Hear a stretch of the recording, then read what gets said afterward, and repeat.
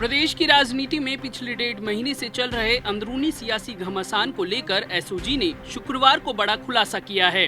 इस खुलासे में 2 मोबाइल नंबर पर हुई बातचीत के अनुसार एसओजी ने खुलासा किया है कि प्रदेश की सरकार को गिराने की भाजपा नेताओं ने कोशिश की है। बातचीत में सामने आया है कि मुख्यमंत्री व उप मुख्यमंत्री के बीच झगड़ा चल रहा है। ऐसी स्थिति में कांग्रेस व निर्दलीय विधायक तोड़कर सरकार गिराई जाए। भाजपा नेता द्वारा कांग्रेस से कुशलगढ़ विधायक रमीला खड़िया को अपने पक्ष में करने की बात भी सामने आई है। इस बातचीत को तथ्य मानकर एसओजी ने मामले में एफआईआर दर्ज कर ली है। आखिर क्या है पूरा मामला, जानने के लिए देखिए पॉलिटॉक्स की एक खास रिपोर्ट। ये है टॉक्स न्यूज नेटवर्क और आप देख रहे हैं पॉलिटॉक्स, राजनीति का कच्चा चिट्ठा।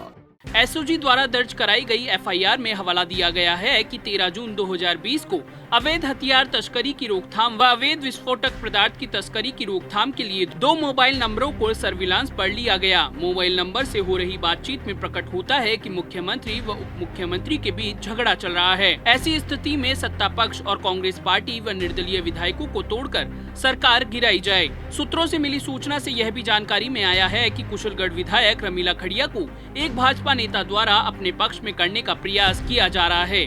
बागीदोरा से कांग्रेस विधायक महेंद्रजीत सिंह मालवीय के संबंध में भी ये बात करते हैं कि पहले वह उप मुख्यमंत्री के पाले में थे, उन्होंने पाला बदल लिया है। कांग्रेस विधायकों एवं निर्दलीय विधायकों को 20 से 25 करोड़ रुपए के प्रलोभन देने की जानकारी भी सूत्रों से प्राप्त हुई है।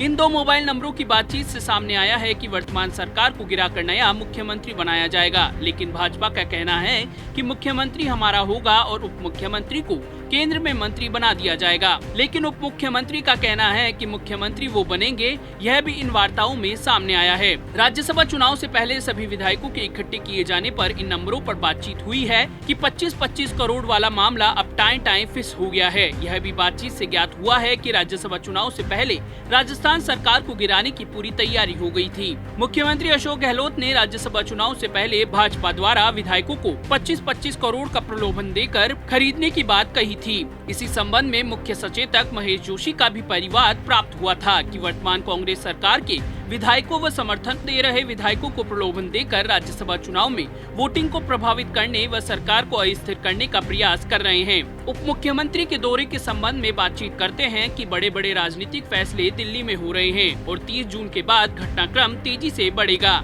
बातचीत में यह भी प्रकट हुआ कि इस तरह वर्तमान सरकार को गिराकर नई सरकार का गठन करवाकर ये लोग 1-2 हजार करोड़ रुपए कमा सकते हैं। यह भी कहते हैं कि वह तभी होगा जब इनके हिसाब से मुख्यमंत्री बनेगा।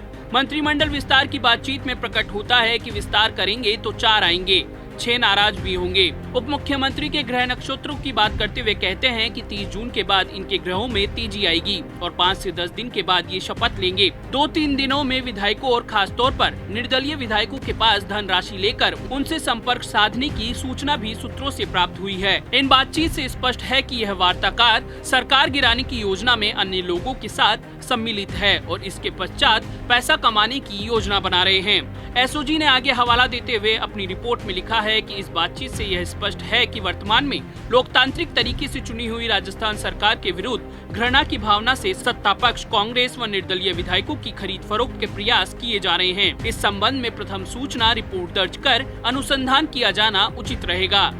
पॉलिटॉक्स ब्यूरो, जयपुर। ये है टॉक्स न्यूज नेटवर्क और आप देख रहे हैं पॉलिटॉक्स, राजनीति का कच्चा चिट्ठा।